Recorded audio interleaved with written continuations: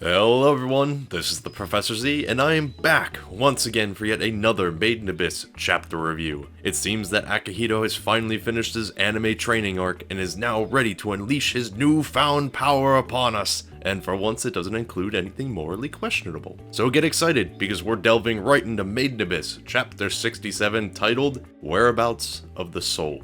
Starting things off, we get a good look at these things, these absolute units. I'm not really sure what they are, but consider the following. He's upside down. A bit of narration we receive here tells us that these guys are carnivorous, so it's very possible that they hunt their prey while hanging upside down on the ceiling, meaning that this stature is quite normal for them. Said narration, though, is given to us by Neozel, the missing cook from Hail Hex, which means he's not dead in that coffin Yadaramar is carrying around. Yay! But it also means that we still have no idea what's actually in that coffin. Boo! What matters though is that he's alive, and traveling with a peculiar individual, the Shroud, Rumeo. Rumeo is no ordinary Shroud either. She's a combat squad captain, and yes, I believe they're female if anatomy is anything to go off of. Gender aside, Neozel and Rumeo do not seem particularly happy with their current arrangement. Neozel wants to jump right in and fight these creatures in order to make a proper meal, while Rumeo is far more comfortable with just enjoying a flavorless energy ration. And as Neozel complains about this arrangement, Romeo states that something is wrong. It seems that the Umber Hands communication system known as the Roar Sign has been cut off. Think of the Roar Sign as a game of psychic telephone. Since all the Umber Hands share a conscience, they can send information from one Umber Hand to the next, all the way back to Edo Front, and thus back to Bondrewd. The fact that this connection has been severed means that something has happened at Edo Front. So let's theorize about what that could be. I believe that the obvious answer is that the disturbance is Riko's group. Time is funky down in the Abyss, and it's very possible that these two left Edo Front long before Riko's group had arrived at Edo Front. The issue with this though is the current whereabouts of Romeo and Neozel. They would have had a head start on Riko's group, and as we'll soon learn, Shrejo can sense Neozel, so it would be hard for her to miss him coming down the Abyss. It is possible that Romeo and Neozel are already in the 7th layer, having bypassed Hail Hex on their way down somehow. This could possibly tie back to this seemingly insignificant panel from chapter 66, in which Shrejo is staring out into space. She could have felt Neozel getting further away, and wished to move out as soon as possible in order to find him. Speaking of Shrejo, we learn that she can sense Neozel through the beast stone within his chest, the awakening organ, an object found near the heart of a Juso, and something Bondrewd took plenty of time to investigate during Neozel's stay. Learning of all this, we have to wonder how this connection between Shrejo and Neozel works. Is this an ability of her White Whistle, or perhaps this is an ability she inherently has? If I had to guess, I'd say it's probably the latter. The reason being is that Shrejo seems to be the only one capable of doing this. If each White Whistle was gifted with this power, then Bondrewd would certainly have abused the ever-living hell out of it in order to find and experiment on Juso. This ability being unique to Shrejo would also explain how she's able to recruit so many Juso to her team, since most of them are killed at birth.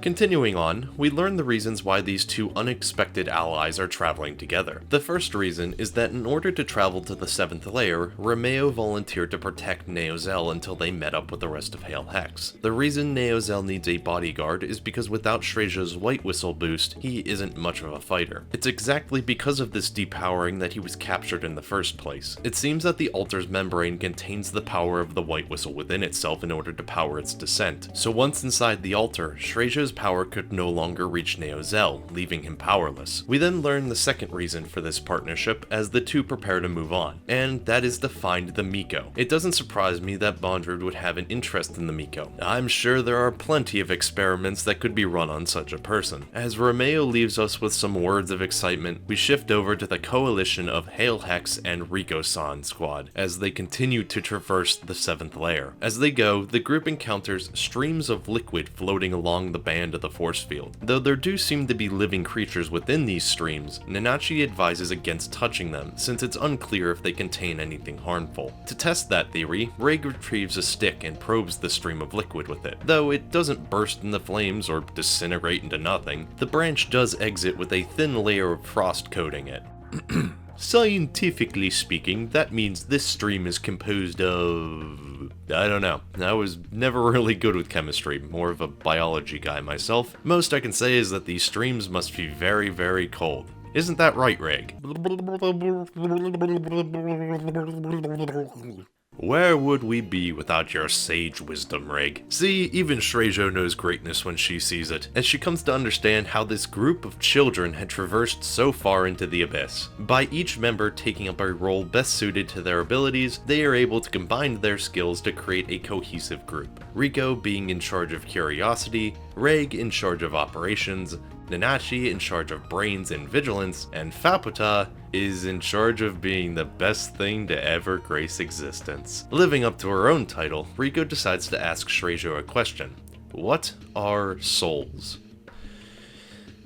Thank you! Willing to oblige, Shrejo first has the members of Hail Hex get in formation so that it is safer for her to let her guard down and talk a little. Shrejo also says that the group is pressed for time, which lends credence to what I said about Hail Hex chasing after Neozel. We now reach what is most certainly the most important part of this chapter, starting off with why Riko asked such a question to begin with. The reason is nothing concrete. For Riko, it has just been a buildup of several different things. A feeling here, Faputa's words there, and the teachings of the orphanage that she'd been taught since she was younger. Shrejo then asks if Riko had ever left the abyss, and besides going to the shore to fish, Riko has never once left the island. And that is why Riko has this feeling she calls the soul. It is something only found in the abyss. The soul is an ever-present force within the abyss, something that exists within everything and everyone, and it is by traversing the force field that the soul is able to connect with everything, and thus overlapping with it, connecting it all together. This means that people born in the island are perfect and irreversibly synced with the soul, and all the information gathered by those connected with it is then relayed back to the soul. With this information, Riko comes to a realization. The soul, with its limitless grasp of information, knows everything about everyone, which includes the dates we decide to be our birthday. Yes, folks, this is how the birthday death disease determines when it's going to end your life. It is through the soul that the breath of the abyss targets its victims every 2,000 years. Shrejo believes this is all done as pre-processing, which is essentially taking a raw material and turning it into something usable, which is concerning considering the Abyss views humans as raw materials, which doesn't bode well for the old meat suit.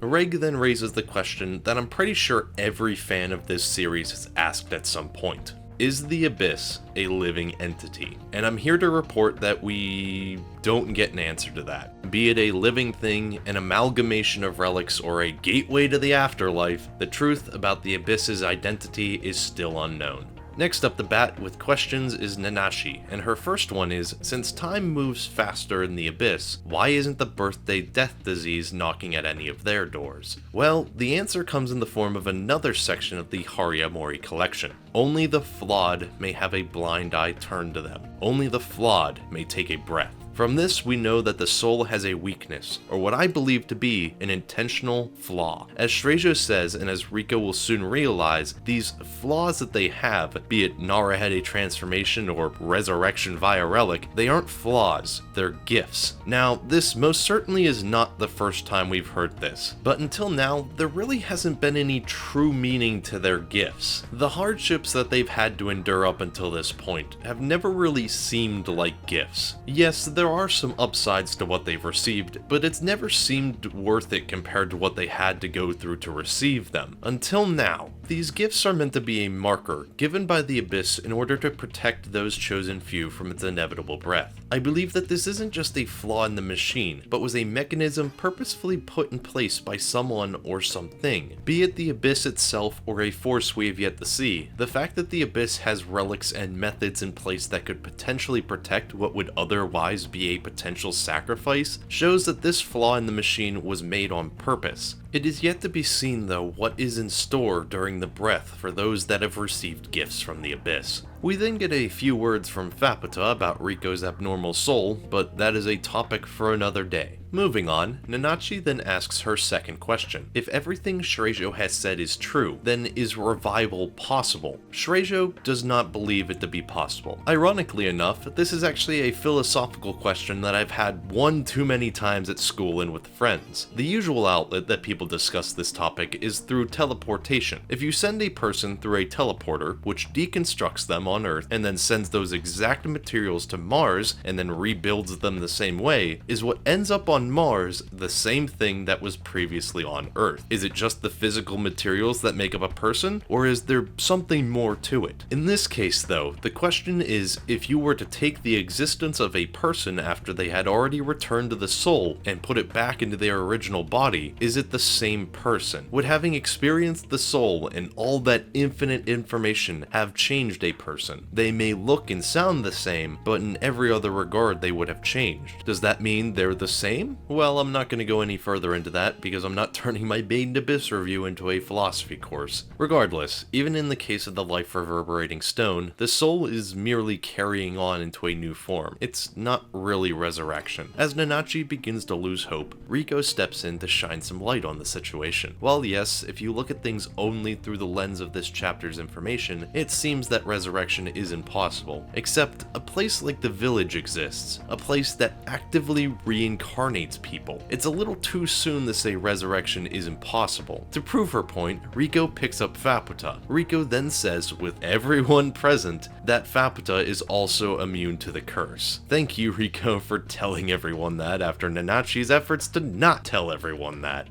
Oh, who am I kidding? I can't stay mad at you. With that cat out of the bag, Shrejo retracts her previous words, understanding that there are still many things she doesn't know. Riko then reminds Nanachi that the incinerator can rewrite the rules of the Abyss, so who's to say that there isn't a resurrection relic out there that can do the same? Having been blown away by Riko's enthusiasm, despite what could be impending doom, Nanachi praises Riko's courage. Tepeste then comes over to Nanachi and congratulates her on what she's learned, despite not having any idea what it is herself. The real reason for Tepeste's sudden appearance is that she wants to tell Nanachi something in secret, though it doesn't seem like Tepeste gets to finish what she has to say as she is yelled at by Nishigura, leaving Nanachi whispering about a mythographer. Which, for those of you who don't know, a mythographer is a writer or collector of myths. I believe that Tepeste was trying to tell Nanachi about the Miko, who was of course involved with the creation of the Hariomori collection. As the group progresses, Shrejo is the one this time to ask a question of Riko. Having been revived by a relic, Riko might be able to tell them about an astonishing property the soul possesses. We don't receive an answer to this question as Nishigura suddenly calls for the group to stop. The issue is that Nishigura doesn't really know what's wrong, just that she felt like something was off. While Nanachi doesn't see anything abnormal about the force field, Reg suddenly realizes that he can no longer pick up on Nanachi's scent despite her being upwind. This sudden change sends Shrejo into survival mode as she commands the team to stand ready, as they've been caught in a Kachaba, a Maelstrom danger zone. While within its area of effect, victims are placed under a sensory anti-phase. It seems that this is a complete loss of one of their primary senses, such as Reg's abnormally enhanced sense of smell. Despite what should be a dire situation, Tepeste has an unusually smug look on her face. I believe this could be for one of two reasons. The first is that she knows about these Kachaba and plans to use it as a chance of escape. The second is that the Kachaba is being created by one of Tepeste's allies, and she knows that her rescue is at hand. Regardless, it doesn't change what happens next. Being the only one who can read the force field, Nanachi is the only one capable of reacting to the threat that is barreling towards Cherumi and Mine. Not even sure why she's doing it herself, Nanachi shoves the twins out of the way as a clawed tentacle smashes into her. As Nanachi is dragged away, the chapter ends with Reg desperately trying to reach her. To be continued. Wow, that's certainly a way to end a chapter, with the life of one of your main characters hanging in the balance. Now the question at hand is, what happens next? If I had to guess, I don't believe Nanachi is dead, or is even going to die in an upcoming chapter. My reasoning is thus. I believe that Tepeste's smirk is an indicator that this event is in some way connected to her comrades. This is not a random monster attack, but a targeted assault to save Tepeste. We don't get to see what is attacking them outside this one frame, so it's possible that this creature is being controlled for the sake of a rescue mission. Of course, this is all speculation, and I could be completely wrong, but I feel like there is some merit to this theory. With that though, we have reached the end of the chapter. It was certainly worth the wait, considering what we learned and how it ended, but let's just hope chapters don't continue to take half a year to make. Regardless, let me know what you thought about this chapter and all your theories down below in the comments. Leave a like if you enjoyed the video, and subscribe for more in the the future. As always though, this has been the Professor Z, and I will see you all next time.